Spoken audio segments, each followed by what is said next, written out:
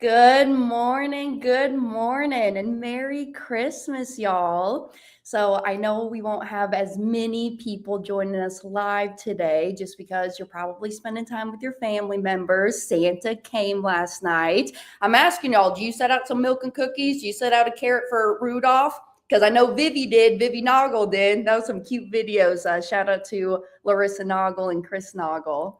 So, hey, if you can't join us live, just a reminder, this is a podcast as well, Money Mornings with Hannah Kesler, wherever you stream your podcast episodes at.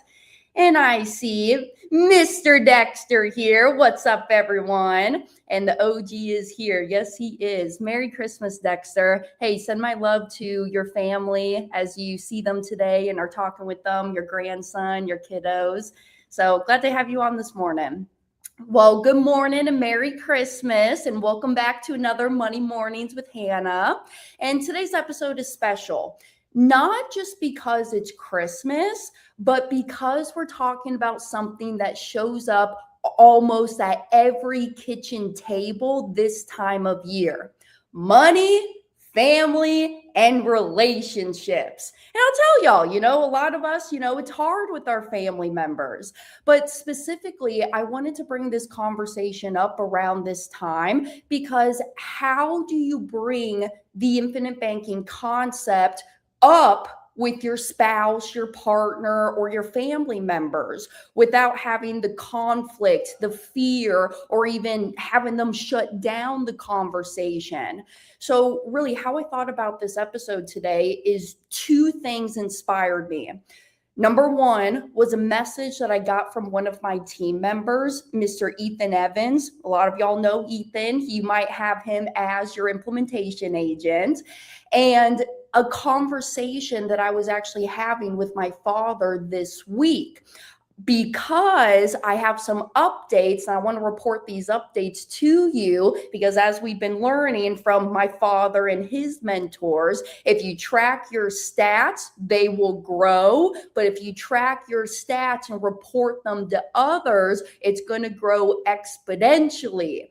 So today, we're not just talking about numbers, but we're really going to get into alignment, the communication, and the legacy that we're building. Because really, to take it back to a few episodes prior, one of the things I've always said is the infinite banking concept. This cannot just be inherited, right? It has to truly be taught to the family members, because if they don't know what's going on within your own banking system, your own financial life, and then you graduate, you pass away, they're not going to know how to handle those financials. Which ADD is going off. Speaking of, did y'all see that somebody in Arkansas won the Powerball last night? I think, what was it, like $1.8 billion? And that's like a whole other conversation, because you guys have heard those stats before. Hey, for people who win the lottery, or even like athletes, that don't understand their financial life, I mean, they will, pardon my French, piss away that money within 5 to 7 years, because nobody's taught them how to keep the money. They're very great at making the money. They know the money's coming in from their profession or winning the lottery, but they don't know how to handle it and how to keep that money, right? So anyways, just a little side note, saw that last night. My siblings texted me. But let me read you this text message that I got from Ethan. I don't know when this was. I just saved it to my notes a little while ago. But he texted me one morning. I remember it was a Thursday morning in specific, because this text came through when I was doing this live stream show. And he goes, "Hey, Hannah, I hope you're having a great week. I had a topic I thought I'd share with you for discussion topics on your future podcasts or live streams: IBC and finances in relationships." He goes, "I talked to a disengaged client. They're a med school resident, been paying premiums for their policy for the last 1.5 years and have never taken a loan from it. They were getting pressured from their boyfriend to cancel the policy and use the premium for something else. So luckily, Ethan, because he's reaching out, And that's my big PSA. Y'all, I know if you're a member of the Money Multiplier, you have your designated implementation agent. And yes, it's a free service that we do for all of our members.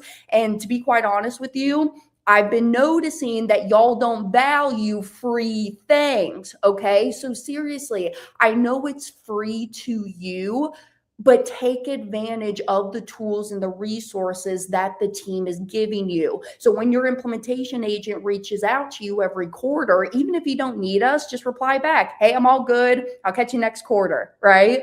So anywho, this individual wasn't getting back to their implementation agent. And luckily, though, they reached out to Ethan when their boyfriend was coming into them and saying, hey, I think you should cancel this policy. Go use your premium money for something else. So Ethan and that individual came together and they created a new debt map for her student loans. And he had him go back and rewatch the presentation. So that was just one incident.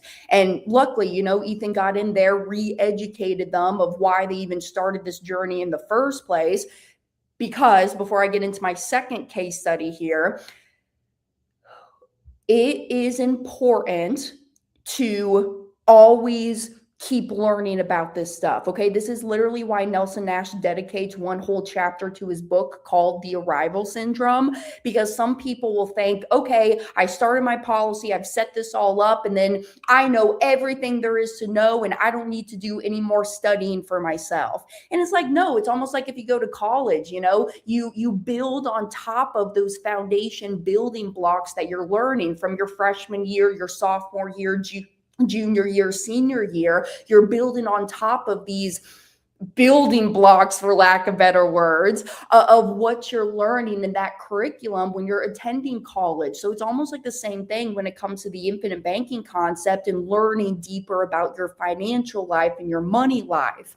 So luckily, that individual went to Ethan, and Ethan was able to build out that map and show you, hey, this is why you're using your policy to tackle on these student loan debts, okay? And for my listeners, if you don't know the answer as to why we do it this way, it's because when the money filters through the policy first, I'm always getting that uninterrupted compounding on my money. And then I'll take out the cash value to go pay it to the student loan people. So now I'm never losing interest on that money that's earned on those dollars when it flew through my policy first. And then I gave it to the student loan people. Because you can, right? I mean, you guys heard me say these one-liners before.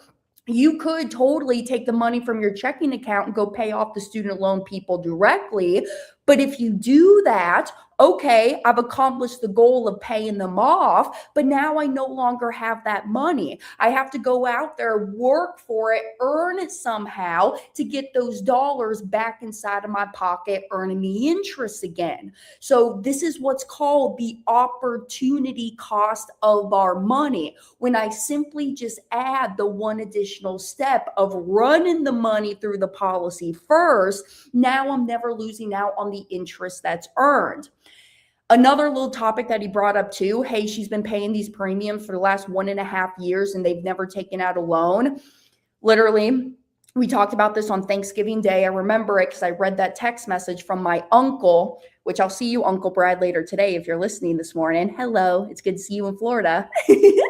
But some people ask me the question, well, if I'm not taking out my loans, I'm not using this policy how it should be, and it's not benefiting me in any way. Okay, sometimes I hear that comment. Now, to me, just because I've been around this since I was 8 years old, that's just mind-boggling to me.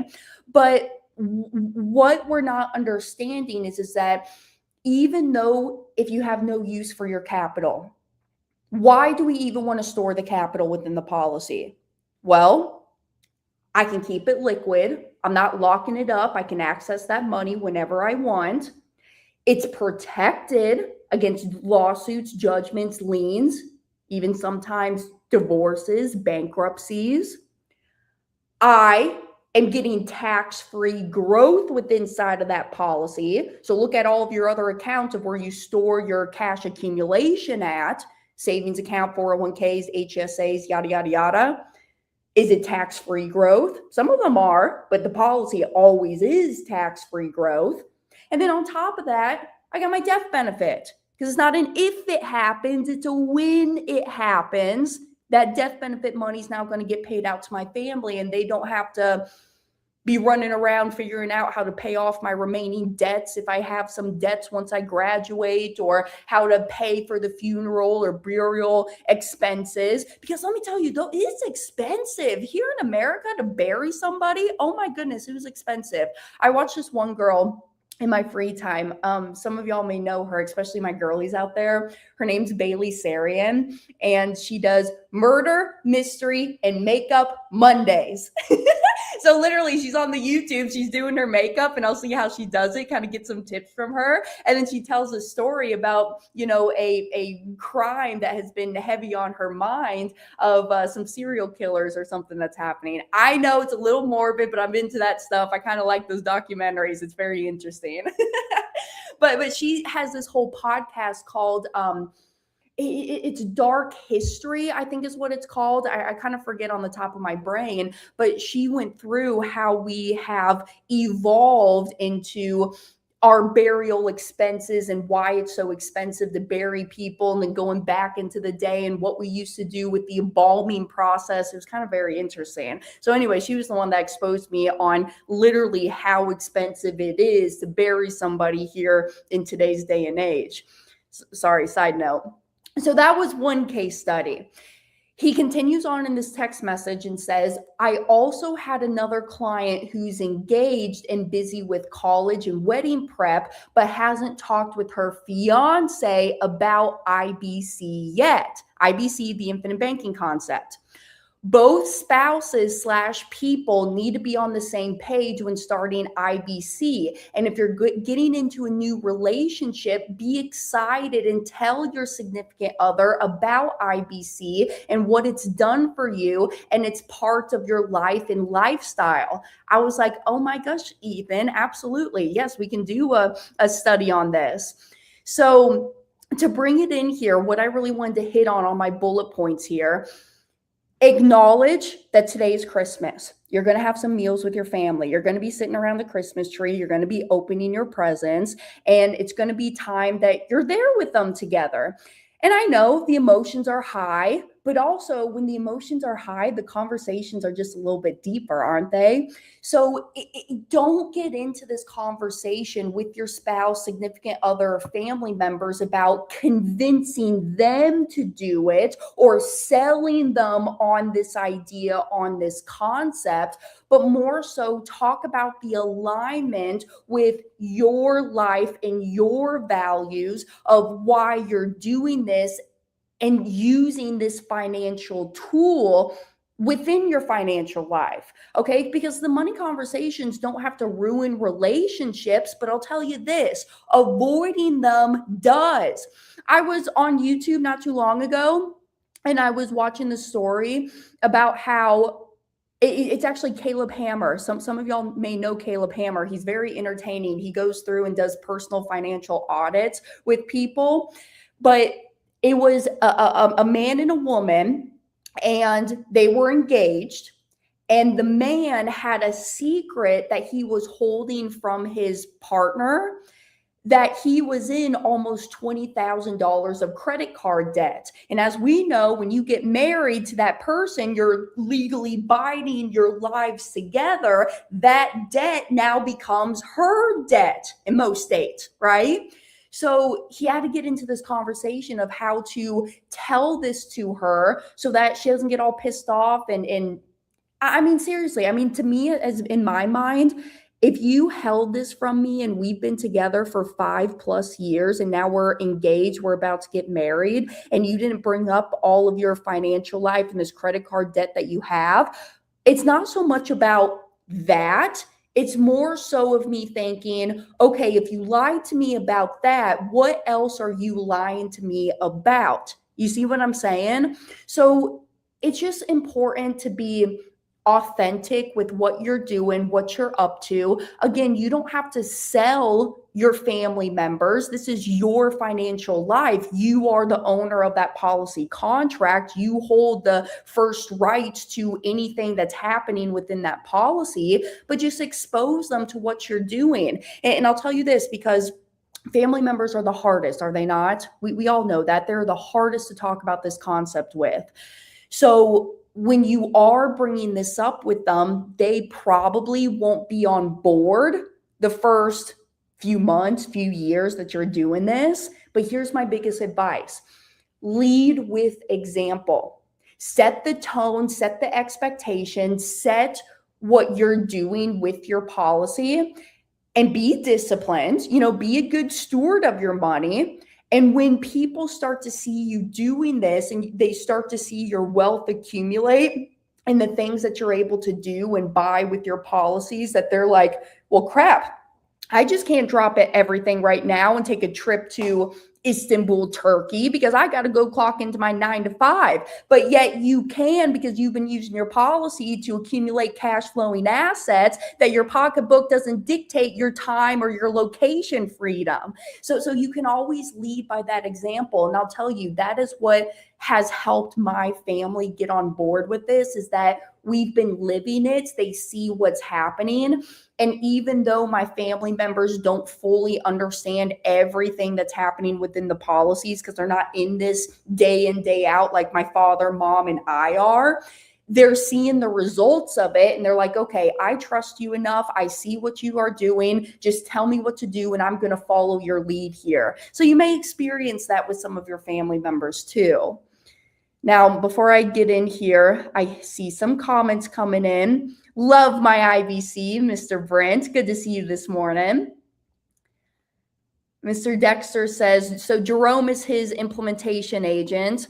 He says, I get back to him and have him working. Haha, we have a great conversation and get solutions resolved. Good, man, good. And that's it. He says, when you graduate, AKA pass away, we just use the word graduate over here at the Money Multiplier family, they are not in a position to have put together a GoFundMe. No, seriously, you've seen all the GoFundMes. I don't want my family to put together a GoFundMe just to bury me. That would suck. And good morning, Jet. It's been a while, girly girl. I hope you're doing well. So Merry Christmas to you. Okay, so that was kind of one of my first bullet points. Why this topic matters, okay? And why this topic matters is because, again, money conversations don't ruin relationships, but avoiding them does. So we got into the text message that I wanted to share with you. So my high level notes that I just wanted to pass on is that infinite banking isn't just a money strategy. This is a lifestyle choice. Shout out to Sandra Fry again. She says, infinite banking cannot just be a hobby that you pick up one quarter here, set it off for a quarter, then pick it up for another quarter. I mean, seriously, it is a lifestyle choice. It's what you're adding into your financial life. And if you hide it, it's going to create that confusion and the mistrust later. So on to my next little subject of what I wanted to get into, because my father and I, we have weekly meetings together. Speaking of my mom and I were walking around the lake yesterday. I went over there for lunch with grandma, grandpa, mom and dad, and Zach. And grandpa was back in the kitchen. I got some video footage of it. I'm going to be posting that on the vlogs here soon. But grandpa is an amazing chef when it comes to fried chicken and fried shrimp. And then he put fresh shrimp on skewers and then put onions and green peppers on it too. Oh, it was such a good meal yesterday. So Dad and I have these weekly meetings, and when I was over there yesterday, we're walking around the lake, taking Piper, mom and dad's dog, on a walk, and mom was kind of cute. She's like, Hannah, do you think we should have our own weekly meetups? You know, maybe every week we can go get coffee, or I can come over to your place. We can take a walk on the beach. I was like, yes, Mom. Oh my goodness, absolutely, we can do that stuff together. So I'm looking forward to 2026 because Mom and I are going to have more dates together. But when dad and I have these weekly conversations, it's good because we're on the same page with each other. So I know I'm saying this about my mother and my father, but given it's just because I don't have a spouse, I don't have children. So mom and dad are really involved within my personal life and even my financial life. But when I have these weekly meetings with them, we get deeper into the conversations and deeper into the strategy of how we're building our own family portfolio. So dad informed me over 2025 how much interest that I paid back to the family bank.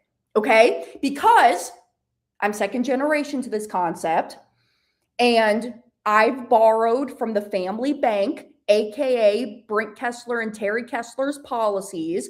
I was the borrower. They loaned me the money from their policies. And yes, it's business. We have contracts written up, promissory notes written up. Dad actually files the collateral of that first lien position with Volusia County. Okay, I mean, it's business. That's one thing that I learned from dad at a young age is that, honey, I love you, but if you don't pay your mortgage payment to me, I'm just going to come and foreclose on you just like any other bank would. I mean, obviously, I'm not going to be an a-hole and set you out on the streets unless you're an a-hole to me.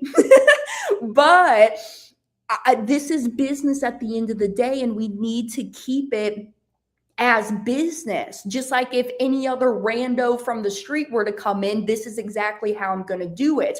It's almost like, I'm bringing up a lot of television shows today. I promise I haven't been watching that much TV, but I'm very deep into the People's Court. Judge Marilyn, love her. Oh my gosh, I love her. But I learned a lot from that show, People's Court. I watch it on YouTube. They keep re-releasing some episodes on there too. But Judge Marilyn always says, she says, hey, when a cash comes in this hand, a receipt needs to leave this hand. Grab the nearest toilet paper and a crayon and write down that receipt, because the number one time that you want to have that receipt is when you are doing business with your friends or your family members. That's like the biggest time, right? Because you don't want to not torment's not the right word. You don't want to ruin, lack of better words, that relationship between you and your friend or your family members. So this is why it's so important to have that receipt and documentation, especially when it's with your friends and your family members. And I know with us people who money is not a normal conversation around the kitchen table, or especially even with our friends, it could feel kind of weird bringing that stuff up. But seriously, at the end of the day, it's just business. Even my friends, I sold a car to one of my girlfriends like 3 years ago, and I wrote up a promissory note and I wrote up that collateral and I had her sign it. You know?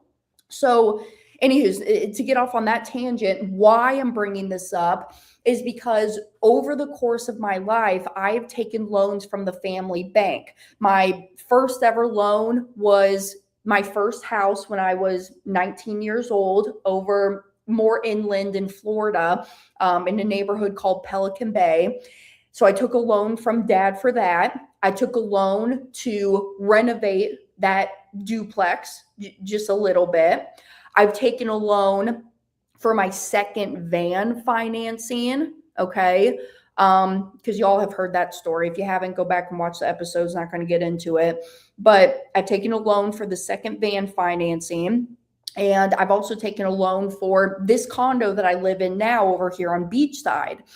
And dad has given me the interest that I have paid to the family bank for the year of 2025 and my total lifetime interest up to this point. And he just used the date of December 31st of 2025. So here's my stats. From December 1st of 24 to December 1st of 25, I have paid $140,291 back to the family bank. $140,000. the total lifetime of interest that I've paid to the family bank from the time that I started this stuff till December 1st of 25 is $340,899. So here's the tie to it. Why I borrow from the family bank, especially when dad is very high interest. I mean, the lowest interest rate that I have is on my van, which is 10%. My house loans have always been at 13%. No, 14%. Is it 14 or 13? I'll have to look at my spreadsheet. 13 sounds correct. 13% interest is what he's charging me. Why I do it this way is because that interest is never lost. I'm not paying it out to a conventional bank. This interest, he's accounting for it, and this is the legacy that he is leaving to me when he's no longer here. Dad's famous one-liner is, hey, if you help me better my life while I'm living, I will make sure to better your life when I'm no longer here anymore. So this is really the legacy, and it's this love that's being expressed through this structure. So once dad sent me that text on how much interest I paid over the lifetime, I then asked him the question. I said, Dad, well, how much death benefit right now do you and mom have on your bodies in total? And I'm just going to use a round number. I'm going to say that it's $20 million. Okay. Not to put all of our family business out there, but I'm going to say that it's $20 million. So here's what's going to happen. At the time of mom and dad's passing, of that $20 million, and let's say that I no longer have any more interest that I'm paying back to the family bank. I'm going to put in the chat box here so you can follow me on my numbers. Let's say that I no longer take any of this interest payments back to the family bank. I'm done paying the family bank. This was my last month, last year of 2025. Well, at the time of mom and dad's passing, $20 million of a death benefit will be there. The first payout of what's going to happen is I'm going to get back my $348.99 of interest that I paid back to the family bank. Zach will get his interest that he paid back to the family bank. Sean will get his interest he paid back to the family bank. So that's going to get distributed out first. And then whatever remaining portion is left over and still there, that's what's going to get divvied up 3 ways equally between myself and my 2 siblings. Or really whatever dad and mom want to do. I mean, they're the owner of the policies. They can do whatever they want as the beneficiaries. So this is why it's so important. Get up to date on your estate planning, your trusts, your wills, your testaments, your power of attorneys. You never know when it's going to be time that you have to start implementing that stuff, especially if you come into a situation where you get into a bad car accident, you're not cognitively there anymore. This is why it's important to prep. Here's another Brent Kesler one-liner. Let me sip my coffee. Hold on.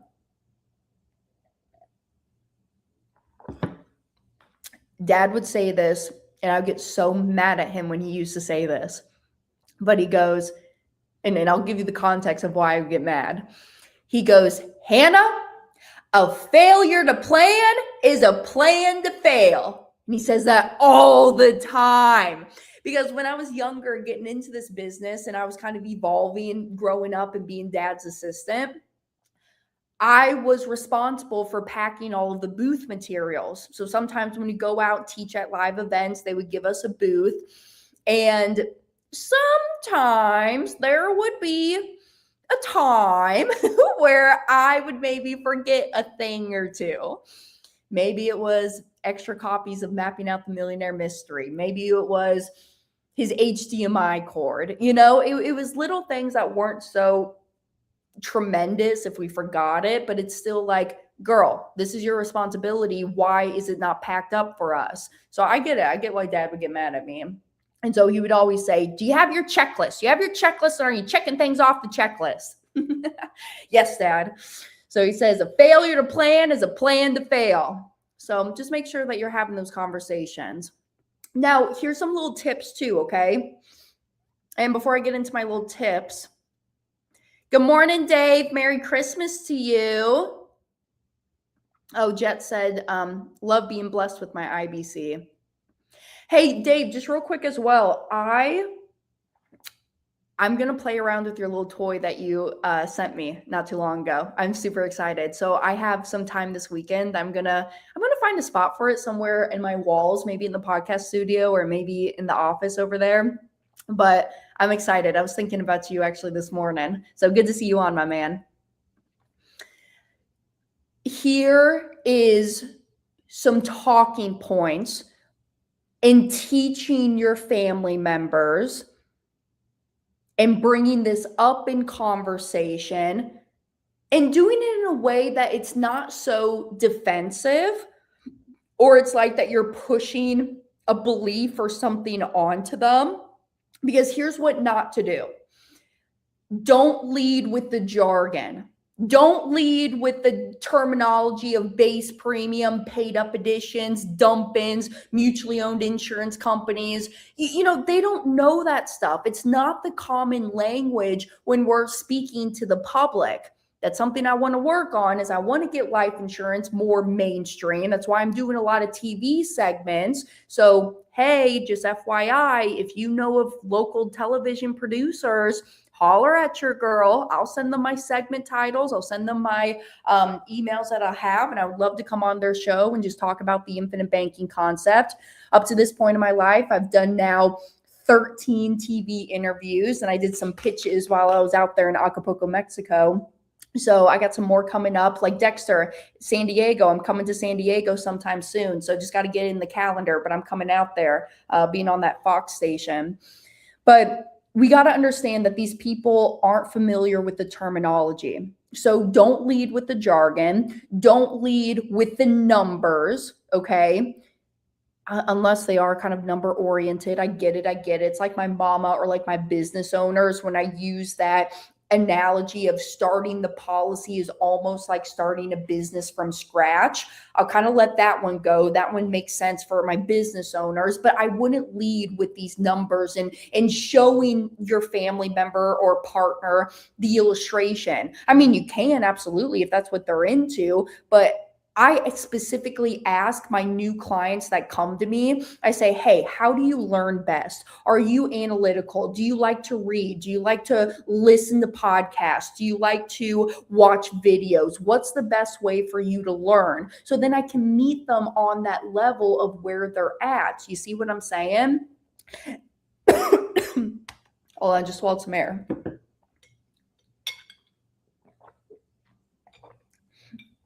So don't lead with the numbers. I wouldn't lead as well with you don't understand. Don't put them down. I mean, this stuff is that stupid simple. We have Ariana, Joseph Kovacevic's daughter, who's now, I think, oh my gosh, how old is she now? She's like 13. Last time she was 9 when we recorded that video on the Money Multiplier website. It's how infinite banking is explained by a 9-year-old. I want to say she's maybe 14 years old now. Oh my gosh, time flies. Even Ariana being 14, she understands this stuff. Okay. So don't get into the conversation by putting them down, but instead what I would do is lead with your values, lead with your vision, lead with why this even matters to you, that this is something that's important to me because it gives me peace, control, and long-term security for our family. I would just lead with those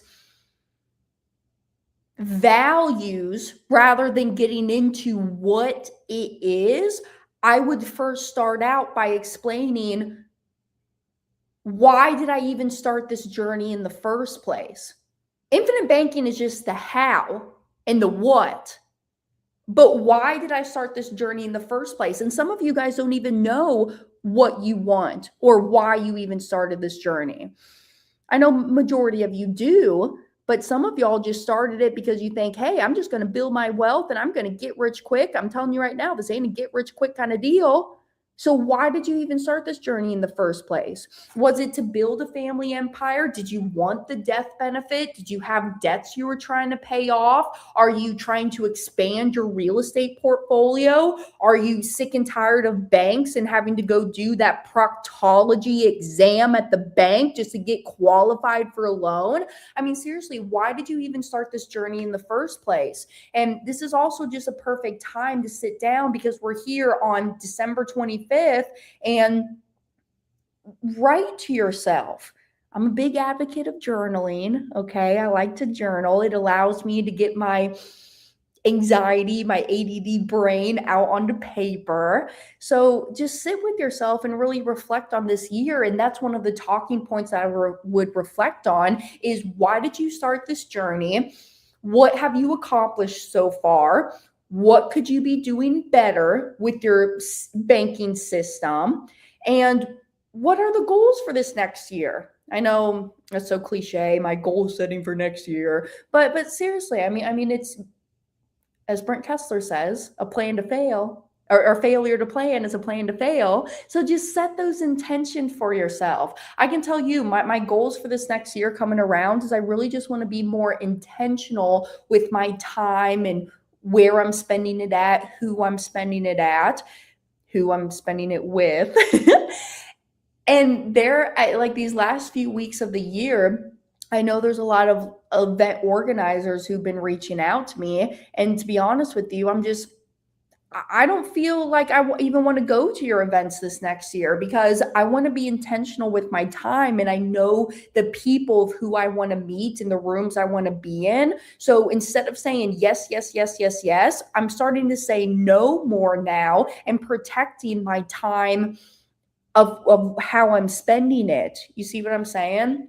So it's okay to be selfish sometimes, especially because this is your world. We're just living in it. Everybody's got their own planet within their mind right here. So it's okay to be a little selfish, especially when it's with your time, your money, and what you're doing. But at the end of the day, you just got to be leading with a good heart. You know, don't be malicious and don't be an a-hole.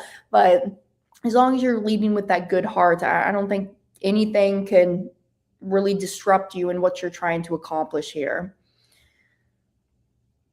So good. I'm just reading some of these comments coming in. Okay. All right.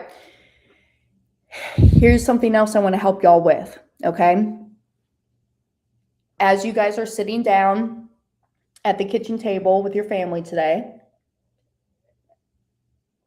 here are 4 questions that come up a lot, especially in mainstream, especially if they've never read Becoming Your Own Banker, right there, Becoming Your Own Banker, if they've never read it, or if they've never seen our live presentation, which shout out, going to do a little promo plug here, themoneymultiplier.com/presentation. That's how you can watch the 90-minute presentation, all of the ins and outs on the infinite banking concept. But prepare yourself for questions that will get asked. And I'm going to give you 4 of them. 1, is this a scam? Is this a scam? If you go on Reddit, I love Reddit, but there's savages over there at Reddit, I'll tell you. And a lot of people don't even know what they don't know. Here's what Will Rogers always says. The problem in America isn't so much what people don't know, it's what people think they know that just ain't so. So the question comes up a lot. Is this a scam? Well, let's talk about it. What even is the vehicle of the infinite banking concept? Well, the vehicle that we're using is a whole life insurance policy. A whole life insurance policy that's been around longer than the Fed's even been here, with a company that's been around for over 100+ years. And if you think even deeper into it, who's the number one purchasers of this concept themselves? Banks, conventional banks. Banks use this strategy, and most people just don't know about it. Here's a question. Actually, I'm going to Google this right now. What is the original, how should I phrase this? What is the first whole life policy that was ever written in the USA? It's searching. Wow. The first life insurance in America wasn't whole life as we know it, but the Presbyterian Ministers Fund started in 1759, issued the first actual policy in 1761.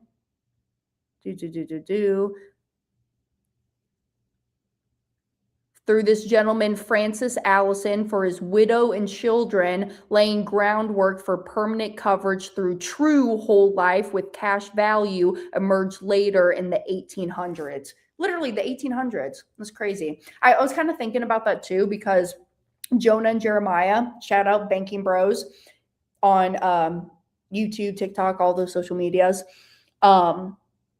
They actually brought a policy contract to Denver when we had our live event, and they were talking about how slave owners would buy whole life policies on their slaves. I was like, whoa, that's crazy. And they actually brought like a policy contract, a reprinted policy contract that they found somewhere. But I was like, dang, that is crazy. So it's been around for a long time. Is this a scam? No, because what is it at the end of the day? It's a whole life contract. It's so straightforward, so boring, if you will. Yeah, it's not that sexy, not that exciting. But hey, if I'm going to store my money somewhere, I want to store it in somewhere that's not sexy. Well, it is kind of sexy once you get into it. But you see what I'm saying? It's not going to be going up and down in those stock market fluctuations as if I were to go allocate it to the market, my financial advisor, my 401k. You see what I'm saying? Now, given that's just my humble opinion, y'all can have your own opinions. I'm just saying this is what I've learned, what's been working out for me in my life. But is this a scam? If your family members ask you, no, it's a contract with a 100-plus-year-old mutual company. Banks use this strategy, and most people just don't know about it. Go and Google something called BOLI, B-O-L-I, stands for Bank-Owned Life Insurance. Here's question number 2 you might be getting asked. Why not just invest it? I hear this all the time, especially myself being a private lender on real estate and being in a lot of those real estate communities.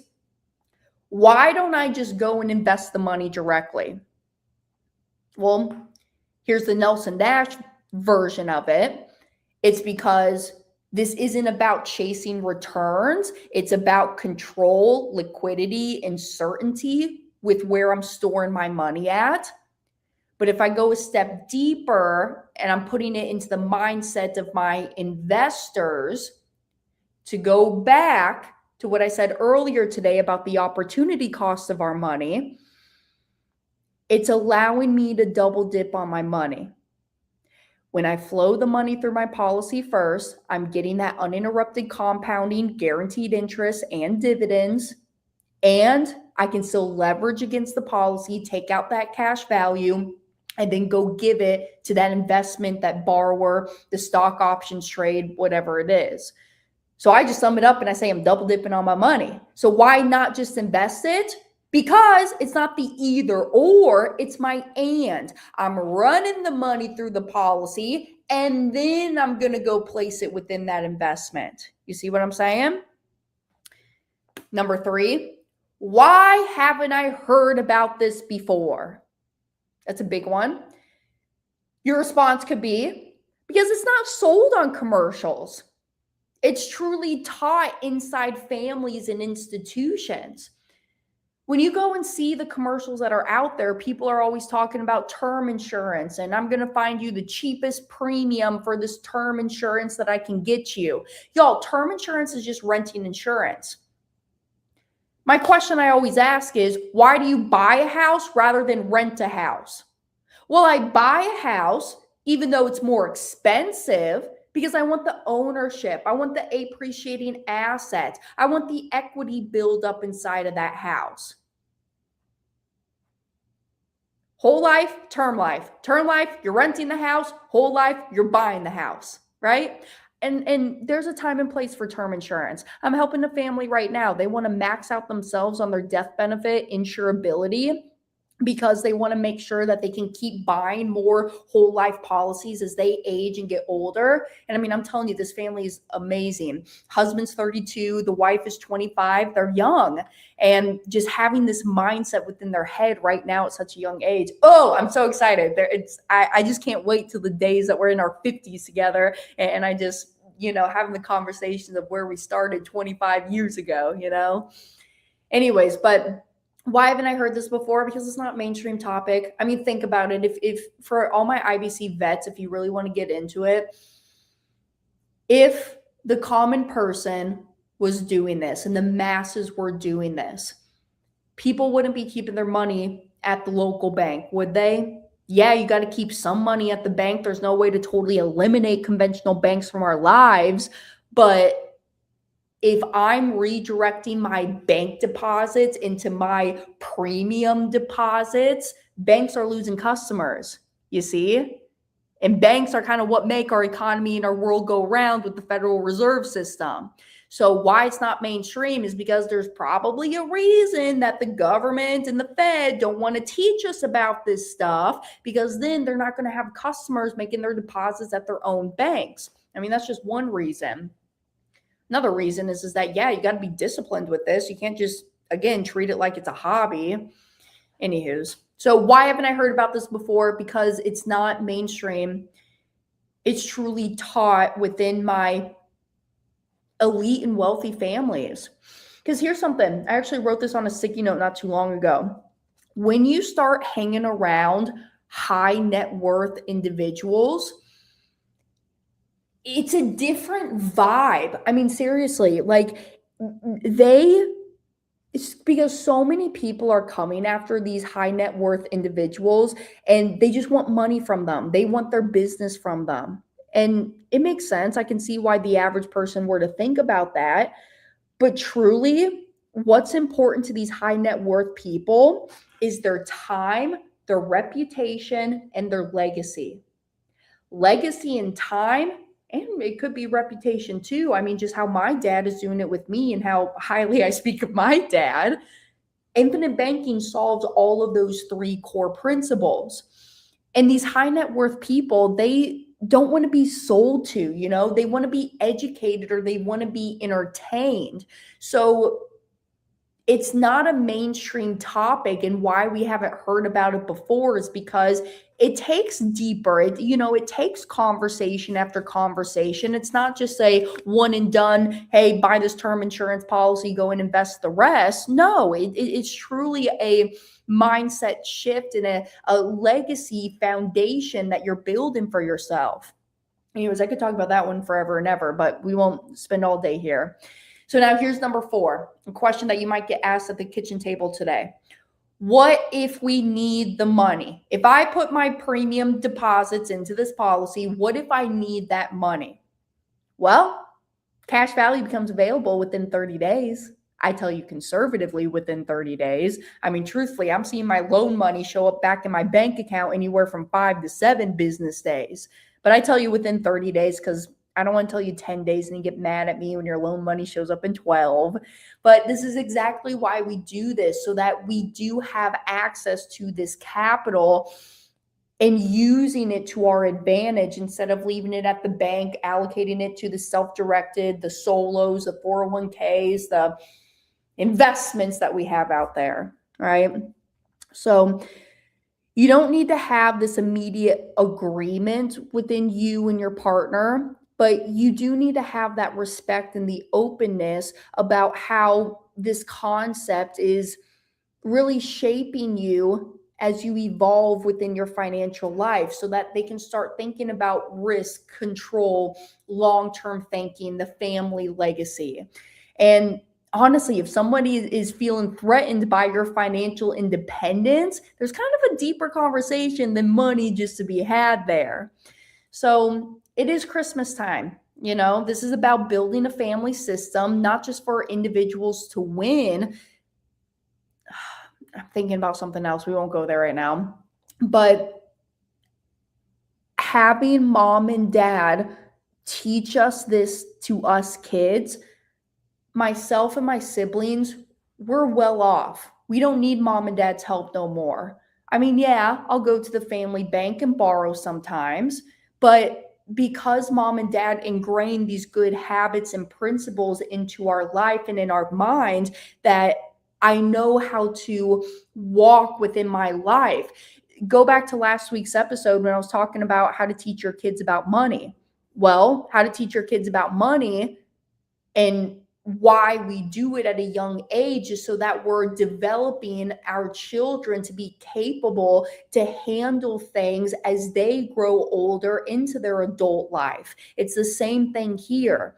So this is truly about the stewardship within your financial life. I think it goes deeper within your financial life. But I'll leave you here with this, especially on Christmas Day. The most powerful financial systems in the world aren't built on spreadsheets, but they're built on the trust, the communication, and the shared vision that you have with your spouse and your family members. And IBC isn't something that you hide from people that you love. It's something that you invite them into, but you got to invite them in slowly, calmly, and just honestly as well. If you're sitting around the kitchen table today, I encourage you just to start the conversation, not with the numbers, but with your values, because money done right doesn't divide a family. It truly unites them and builds that stronger front and force together. So before I log off, let me see what else is popping over here. Oh, good morning, Mr. Josh. Merry Christmas, proud 1-year IBC policy owner. Intention is 2026 is to pay off my first few debts to recapture money. Good man, good sir. All right, we're always here if you need us. Let me also look into my Instagram comments. Got to go to this other page. Hannah Pinkerton says, Merry Christmas. Merry Christmas to you, girl. Also, Jasmine. Good morning, Merry Christmas. All right. I'm seriously so grateful for y'all. Okay. I'm going to tell you right now, I will not be here next week. Okay. It's going to be New Year's Day. I have some concert tickets. I'm going to be out late. I don't want to wake up and do a live stream next week. Just being real with y'all. So I will not be here next week, but you'll catch me the following week. Let me give you a date. I want to say it is on the 8th of January. I'll actually be coming in live from Langhorne, Pennsylvania. So next time you see me, I'll be up there in Pennsylvania, which Larry, I'm so mad at you about. If y'all know Larry Steinhaus. Larry Steinhaus was supposed to come down here to Florida. And he calls me up when I'm in Mexico and he says, Hannah, it would just be so much easier if you come up here to Pennsylvania. And I responded back. I said, Larry, the last thing I want to do in January is go to Pennsylvania. But I'm going to Pennsylvania. And there is actually a lunch and learn happening on the 7th of January. So Langhorne, Pennsylvania, 7th of January. I want to say it starts at 12:30. If you need more information on that, send me an email. Here's my email right there, hannah@themoneymultiplier.com. And then Larry and I are going to be filming some content. Another big PSA as well, ticket prices for Money Game Live. If you've been thinking that you want to come, ticket prices are increasing the 6th of January. Here's my big PSA for all of you folks, okay? This event, I craft it because we just got done with our 2-day intensive training, everything infinite banking in Denver, Colorado. So we're done with that. I'm telling you, I'm not going to do another mastermind this year. There's some other things. I told you I'm leading with intention this year. There's some other things I personally want to do. So 2027, we'll be back with those events. But hey, the recordings, you can snag the recordings from Denver and even last year's Money Game Live. But this is my only event that I'm going to be hosting this year. So this event, the intention behind it is, okay, we just got done with Denver. You understand your policies. You understand the foundation, why we keep the money here. Now, how do I go put my little green men to work? Residential assisted living, oil and gas. You want to talk about tax strategies? Man, I'll tell you, I'm so fed up with taxes. I'm trying to really figure out that tax game. I got my tax strategist coming out along with what I've been doing to get some tax advantages. We have syndications, multifamily, private lending, velocity banking. Okay. So a lot of stuff going on in Tampa. If you want to come out, get in that room, be with the people, make those connections. Deals happen in that room. I mean, seriously, what are you waiting for? It's the start of the new year, 2026. So let's have some fun. Come out and hang out with us. But until then, I will see you into the new year. Merry Christmas. And thank you, y'all. Thanks for spending this part of your holiday with me on Monday Mornings with Hannah. And I'm always here if you need me. Okay. I appreciate y'all. Have a wonderful rest of your year. And until then, I'll catch y'all soon. Mwah. Merry Christmas, everyone. Bye, y'all.